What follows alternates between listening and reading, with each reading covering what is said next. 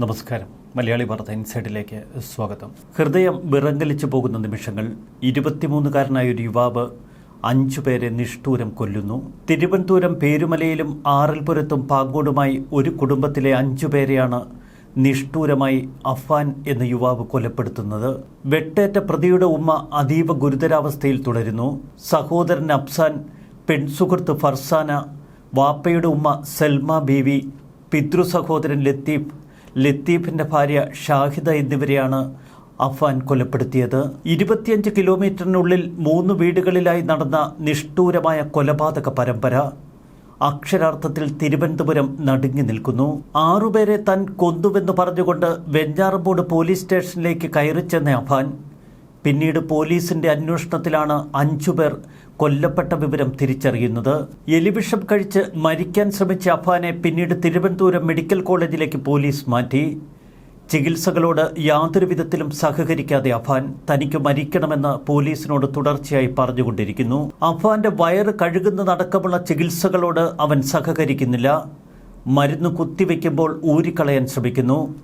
ഒടുവിൽ കൈയും കാലുമൊക്കെ ബന്ധിച്ച് കട്ടിലിൽ വിലങ്ങണിയിച്ചാണ് അഫാനെ കിടത്തിയിരിക്കുന്നത്. പ്രതിയുടെ ആരോഗ്യനില പൂർണ്ണ തൃപ്തികരമെന്ന് ഡോക്ടർമാർ പറയുന്നു. മജിസ്ട്രേറ്റ് ആശുപത്രിയിലെത്തി പ്രതിയിൽ നിന്ന് മൊഴി രേഖപ്പെടുത്തി. ഇന്നലെ രാവിലെ മുതൽ തുടങ്ങിയ കൊലപാതക പരമ്പര. വിദേശത്തുള്ള പിതാവിന്റെ സ്പെയർ പാർട്സ് കട പൊളിഞ്ഞതിനെ തുടർന്നുണ്ടായ വലിയ സാമ്പത്തിക തകർച്ചയാണ് ഈ കൊലപാതകങ്ങൾക്ക് കാരണമെന്ന് അഫാൻ പറയുന്നു. നാട്ടിലടക്കം പലരിൽ നിന്നായി പിതാവ് പണം കടം വാങ്ങിയിട്ടുണ്ട്. തനിക്കും പ്രത്യേകിച്ച് ജോലിയൊന്നുമില്ല. തൻ്റെ കയ്യിൽ പണമില്ല. പണമില്ലാതെ എങ്ങനെ ഒരു കുടുംബം ജീവിക്കുമെന്ന് പോലീസിനോട് അഫാൻ ചോദിക്കുന്നു. തൻ്റെ ഉമ്മയ്ക്ക് ക്യാൻസറാണ്. ചികിത്സയ്ക്ക് പണം വേണം. കടബാധ്യത കാരണം തനിക്കും കുടുംബത്തിനും ഇനി ജീവിക്കാൻ കഴിയില്ല എന്ന് തോന്നിയപ്പോഴാണ് സ്വന്തം കുടുംബത്തെ അടക്കം അഫാൻ വകവരുത്തിയത് എന്ന് അയാൾ പോലീസിനോട് പറയുന്നു. തൻ്റെ പെൺസുഹൃത്തുമൊത്ത് ജീവിക്കണമെന്ന് ആഗ്രഹിച്ചിരുന്നു. എന്നാൽ അതിനുള്ള നിർവാഹമില്ല. കൊലപ്പെടുത്താൻ ഒരു ചുറ്റിക വാങ്ങാൻ പോലും താൻ കടം വാങ്ങിയെന്നാണ് പോലീസിനോട് അഫാൻ പറഞ്ഞത്. താൻ മരിച്ചാൽ കാമുകി ഒറ്റയ്ക്കാകുമെന്ന ഭയമാണ് കാമുകിയെ വിളിച്ചു വരുത്തി കൊലപ്പെടുത്താനുള്ള കാരണമെന്ന് അഫാൻ പറയുന്നു. അനുജനെ തനിക്ക് അത്രയേറെ ഇഷ്ടമായിരുന്നു. എന്നാൽ അവൻ തനിച്ചാകുമെന്ന് താൻ ഭയന്നു. എന്നാൽ കാമുകിയെ കൊലപ്പെടുത്തിയത് മുഖം അങ്ങേയറ്റം വികൃതമാക്കി. ചുറ്റിക കൊണ്ട് ആഞ്ഞടിച്ച് തലയോട് പിളർത്തിയിരുന്നു. ഒരു കസേരയിൽ ഇരുത്തിയ നിലയിലാണ് കാമുകിയെ പോലീസ് കണ്ടെത്തുന്നത്. കൃത്യമായ ആസൂത്രണത്തോടെയാണ് പ്രതി ഈ കൊലപാതകം അത്രയും ചെയ്തു കൂട്ടിയത്. 6 മണിക്കൂറിനുള്ളിൽ 5 കൊലപാതകങ്ങളാണ് പ്രതി നടത്തിയത്. ഇന്നലെ രാവിലെ ഉമ്മയോട് പണം ആവശ്യപ്പെട്ട പ്രതി അഫാൻ. എന്നാൽ പണം തൻ്റെ കയ്യിലില്ല എന്ന് നിസ്സഹായതയോടെ പറയുന്ന ഉമ്മ. തുടർന്ന് ഉമ്മയെ പ്രതി ആക്രമിച്ചു. ഒരു മുറിയിൽ പൂട്ടിയിട്ടു. രാവിലെ 10 മണിയോടെയായിരുന്നു ഈ ആക്രമണം. തുടർന്ന് പ്രതി വെഞ്ഞാറമൂട്ടിലെത്തി. വെഞ്ഞാറമൂട്ടിലെ ഒരു സ്വർണ്ണപ്പണയ സ്ഥാപനത്തിലെത്തി താൻ സ്വർണ്ണ ഉരുപ്പടികൾ പിന്നീട് കൊണ്ടുവരാം, അത്യാവശ്യം കുറച്ച് പണം വേണമെന്ന് ആ സ്വർണ്ണപ്പണയ സ്ഥാപനത്തോട് പറഞ്ഞു. അഫാനെ നേരത്തെ പരിചയമുള്ളതുകൊണ്ട് ആ സ്വർണ്ണപ്പണയ സ്ഥാപനം അഫാനിത്തിരി പണം കൊടുത്തു.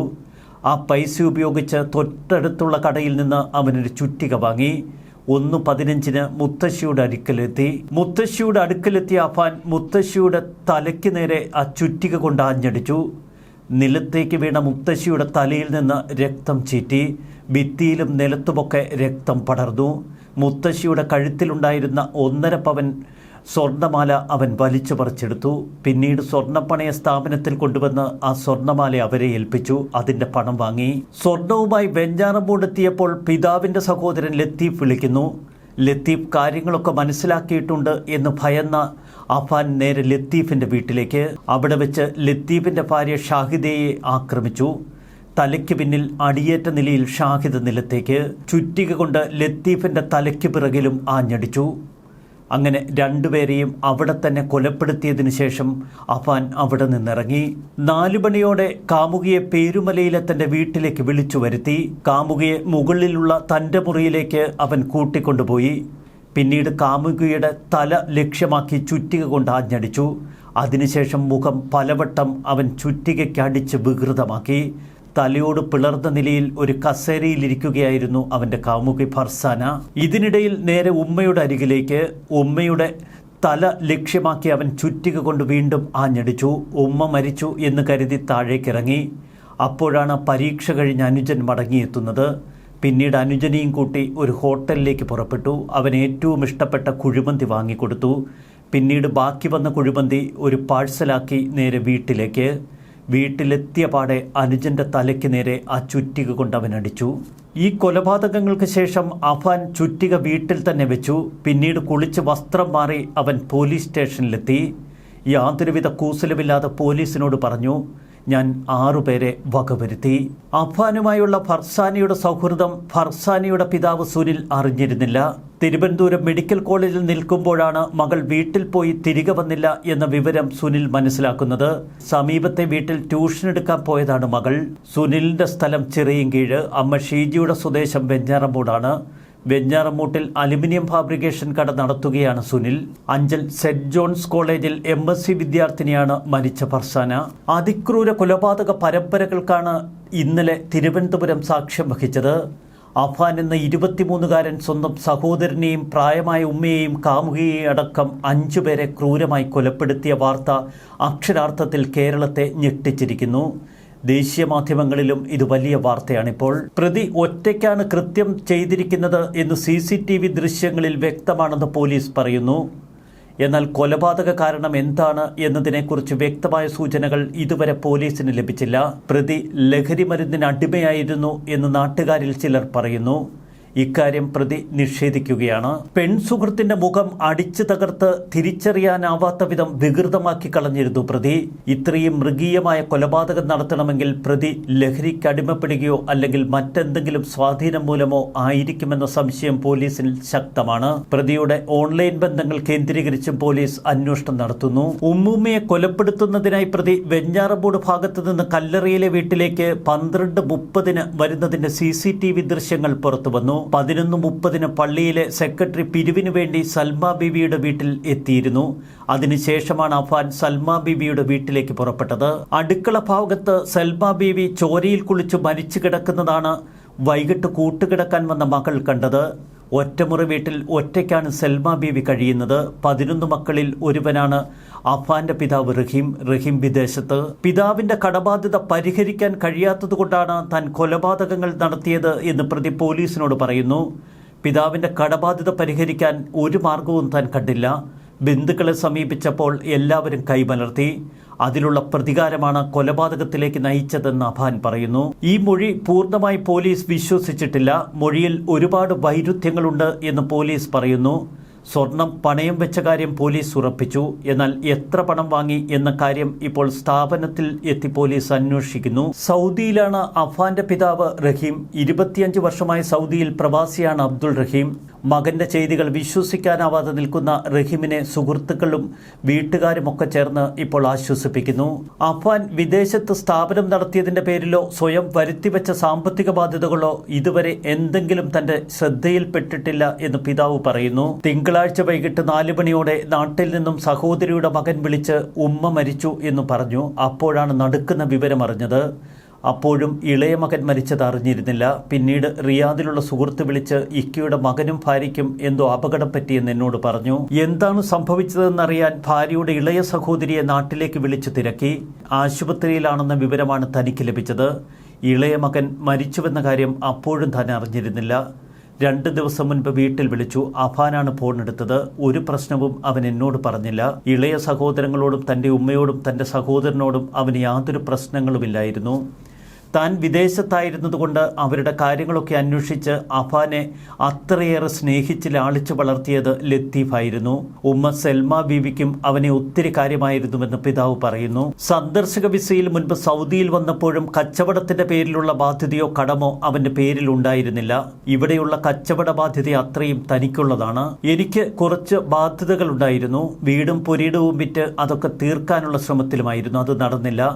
ഇത്തരത്തിൽ ബാധ്യത തീർക്കുന്നതിൽ അവനും എതിർപ്പൊന്നും ഉണ്ടായിരുന്നില്ല.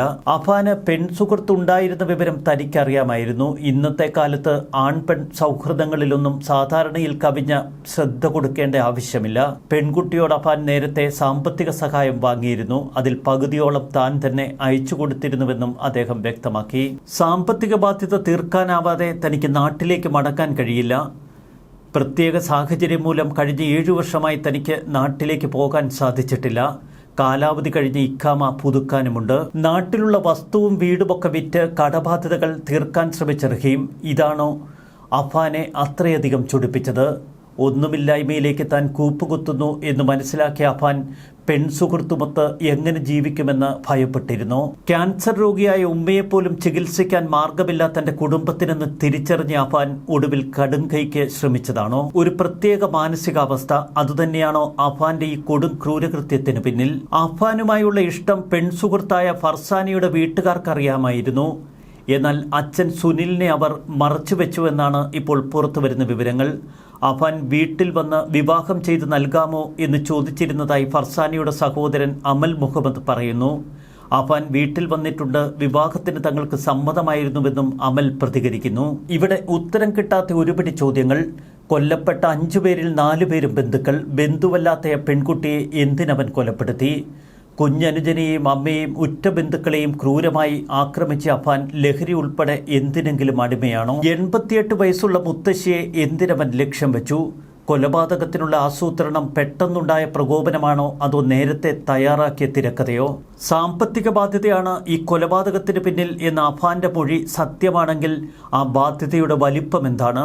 പിതാവ് അബ്ദുൾ റഹീമിന് മകന്റെ നീക്കത്തെക്കുറിച്ച് എന്തെങ്കിലും അറിവുകളോ ധാരണയോ ഉണ്ടായിരുന്നോ? പിതാവിന്റെ സാമ്പത്തിക ബാധ്യത എങ്ങനെ അഫാനെ ബാധിച്ചു?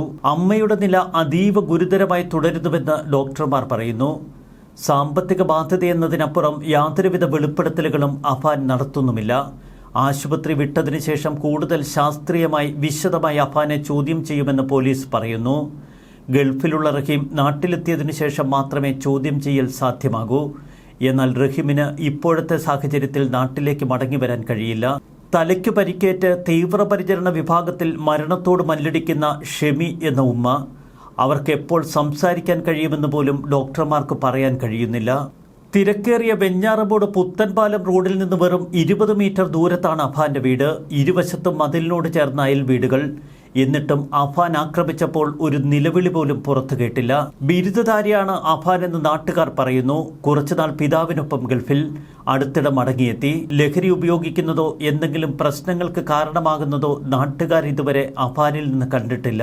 അഫാൻ അനുജൻ അഫ്സാനെ സ്കൂട്ടറിൽ പുറത്തു കൊണ്ടുപോയി എപ്പോഴും തിരിച്ചു വരും. അവന് ഇഷ്ടപ്പെട്ട സാധനങ്ങളൊക്കെ വാങ്ങിക്കൊടുക്കും. കുഴിമന്തിയും ഭക്ഷണ സാധനങ്ങളും ഒക്കെ അഫ്സാന് വാങ്ങിക്കൊടുക്കും. അനുജൻ അഫ്സാനെ ചേർത്ത് പിടിക്കുന്ന നിരവധി ഫോട്ടോകൾ സമൂഹ മാധ്യമങ്ങളിൽ അവൻ പങ്കുവച്ചിട്ടുണ്ട്. കുഞ്ഞനുജൻ അഫ്സാനെ ചേർത്തിരുത്തി അഫാൻ ബൈക്കോടിച്ചു പോകുന്നത് സ്ഥിരമായി കണ്ടിരുന്നവരാണ് പേരുമല ആർച്ച് ജംഗ്ഷനിലെ നിവാസികൾ. ഇരുവരും തമ്മിൽ 10 വയസ്സ് വ്യത്യാസം. കുഞ്ഞനുജനെ ഉൾപ്പെടെ അഫാൻ കൂട്ടക്കൊല ചെയ്തത് ആ നാട്ടുകാർക്ക് വിശ്വസിക്കാൻ കഴിയുന്നില്ല. രക്തത്തിൽ കുളിച്ച നിലയിലായിരുന്നു ഉമ്മ ഷമി. വസ്ത്രം മാറ്റി ഉടുപ്പിച്ചാണ് ഷമിയെ ആശുപത്രിയിലേക്ക് മാറ്റിയത്. ലത്തീഫിന്റെ വീട് വിജനമായ സ്ഥലത്ത്. അടുത്തടുത്ത് വീടുകളുള്ളിടത്ത് അഫാൻ താമസിക്കുന്നു. അമ്മയെ ആശുപത്രിയിൽ കൊണ്ടുപോയിരുന്നതും മരുന്നെടുത്ത് കൊടുത്തിരുന്നതുമൊക്കെ അഫാനായിരുന്നു. സാമ്പത്തിക ബാധ്യതകൾക്കിടയിൽ ക്യാൻസർ രോഗി കൂടിയായ അമ്മയെ കൂടുതൽ വേദനിക്കുന്നത് കാണാനുള്ള മാനസികാവസ്ഥയില്ലാത്തതാണ് അഫാനെ ഈ കൊടും ക്രൂരകൃത്യത്തിന് പ്രേരിപ്പിച്ചത് എന്നും ചിലർ പറയുന്നു. ഒരു അന്തർമുഖ സ്വഭാവമായിരുന്നു അഫാൻ കാട്ടിയിരുന്നത്. സമീപവാസികളോട് പോലും അവൻ അധികം സംസാരിച്ചിരുന്നില്ല. ഉറ്റ സുഹൃത്തെന്ന് പറയാൻ ഒരേ ഒരാൾ അവൻ്റെ സഹോദരൻ. എന്നിട്ടും അഫാൻ പൊന്നനിയനെ കൂടി കൊന്നെറിഞ്ഞു. പിതൃ സഹോദരൻ ലത്തീഫിന് അത്രയേറെ ഇഷ്ടമായിരുന്നു അഫാനെ. ശാരീരിക അവശതകളേറെയുണ്ട് ലത്തീഫിന്. ലത്തീഫിന്റെ മൃതദേഹം ഹാളിലെ സോഫയിൽ ഇരിക്കുന്ന നിലയിൽ, ഭാര്യ ഷാഹിദയുടേത് രക്തത്തിൽ കുളിച്ച നിലയിൽ അടുക്കളയിൽ. അഫാന്റെ പിതാവ് റഹീം കുടുംബ വീടിന് എതിർവശത്ത് 10 വർഷം മുൻപാണ് ഒരു വീട് നിർമ്മിച്ചത്. ഗൾഫിൽ സ്പെയർ പാർട്സ് കട നടത്തുന്ന റഹീമിന് സാമ്പത്തിക പ്രതിസന്ധി ഉണ്ടായിരുന്നതായി നാട്ടുകാരും സമ്മതിക്കുന്നു. കോവിഡ് കാലത്ത് അദ്ദേഹത്തിന്റെ ബിസിനസ് വലിയ തകർച്ചയിലായി. സൽമ ബീവിയുടെ 11 മക്കളിൽ ഏറ്റവും ഇളയവനായ റഹീമിന്റെ മകനാണ് അഫാൻ. ഇടയ്ക്കിടെ മുത്തശ്ശിയെ കാണാൻ അവൻ അവിടെ എത്തും. കുട്ടിക്കാലത്ത് സൽമ ബീവിയാണ് അഫാനെ വളർത്തിയത്. ഏറ്റവും ഇളയ മകന്റെ മകനായതുകൊണ്ട് സൽമ ബീവിക്ക് അഫാനോട് പ്രത്യേക വാത്സല്യം. അഫാൻ വീട്ടിലെത്തുമ്പോഴൊക്കെ സൽമ ബീവി പണവും നൽകും. തിങ്കളാഴ്ച രാവിലെയും ഇയാൾ സൽമ ബീവിയുടെ വീട്ടിലെത്തിയിരുന്നു. മനുഷ്യ മനസ്സിനെ നിർവചിക്കുക അത്ര എളുപ്പമല്ല. അതുകൊണ്ട് തന്നെ അഫാൻ എന്തിനു സ്വന്തം കുടുംബാംഗങ്ങളെ അടക്കം കൊലപ്പെടുത്തി എന്ന ചോദ്യത്തിന് വരും മണിക്കൂറുകളിൽ പോലീസ് ഉത്തരം കണ്ടെത്തും. അഫാൻ കൂടുതൽ തുറന്ന് സംസാരിക്കുന്നതും കാത്തിരിക്കുകയാണ് പോലീസ് അന്വേഷണ സംഘം. ഡോക്ടർമാർ പറയുന്നത് അഫാൻ സാധാരണ നിലയിലേക്ക് തിരിച്ചു വന്നിരിക്കുന്നുവെന്ന്. അവൻ്റെ ഉമ്മ ഒരുപക്ഷെ സംസാരിക്കാൻ കഴിഞ്ഞാൽ അവർ സത്യം വിളിച്ചു പറയുമായിരിക്കും. ന്യൂസ് ഡെസ്ക് മലയാളി വാർത്ത ഇൻസൈഡ്.